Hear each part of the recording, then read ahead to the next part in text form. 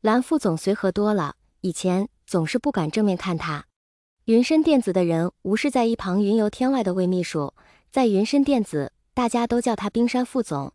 冰山，魔鬼副总差不多。魏无羡低估道。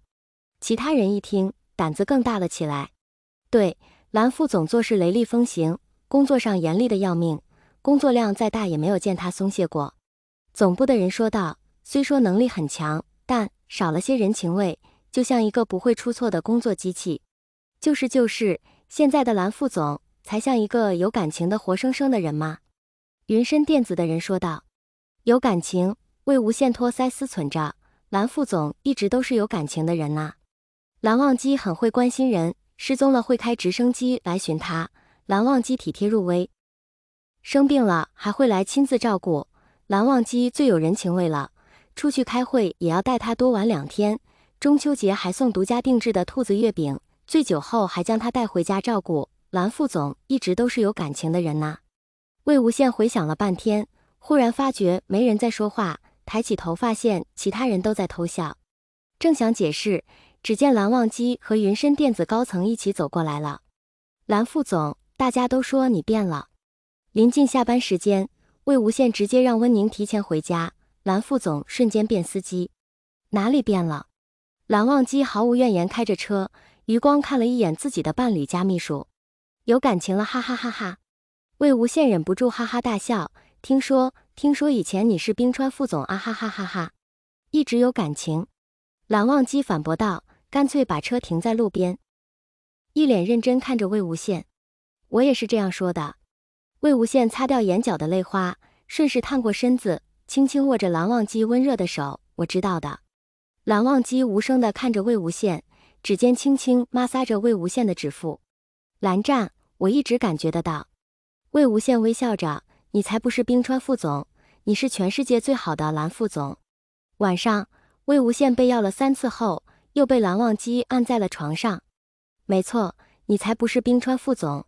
魏无羡喘着气，无力地抗议道，你就是魔鬼副总，本质永远没有变过，啊啊！蓝湛你轻点。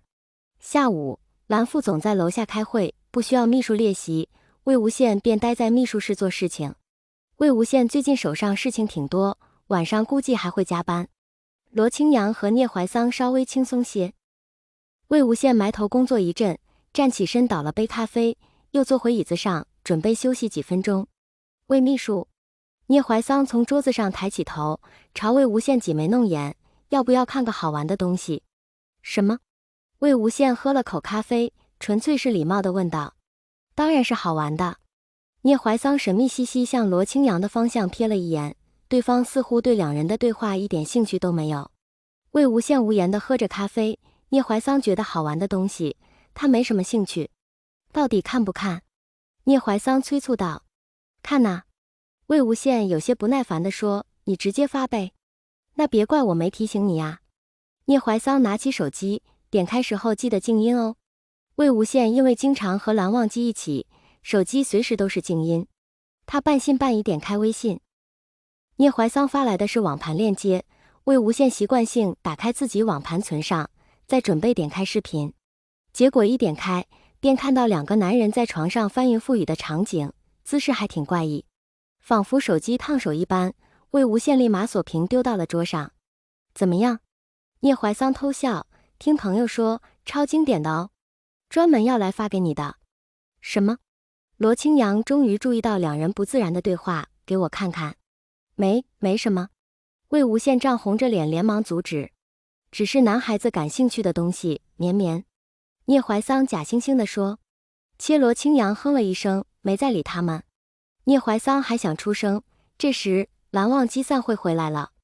魏无羡无形中松了一口气，他可不想和聂怀桑讨论自己和蓝副总的私密情事。魏婴，进来一下。蓝忘机低声说了一句，径直走进办公室。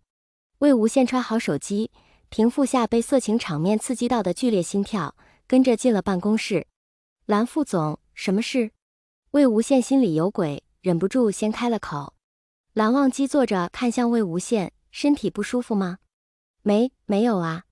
魏无羡感觉脸颊越来越烫，连忙否认道。发烧了？魏无羡不自然的举动逃不过蓝忘机的眼睛，他站起身朝魏无羡走过来，想探一下魏无羡的额头。魏无羡吓得连退2步，直到撞上办公室的墙壁。真的没有。魏无羡心跳加快，脑海里却一直浮现视频中的场景。让温宁先送你回家。蓝忘机不容魏无羡拒绝，将人捞进怀里。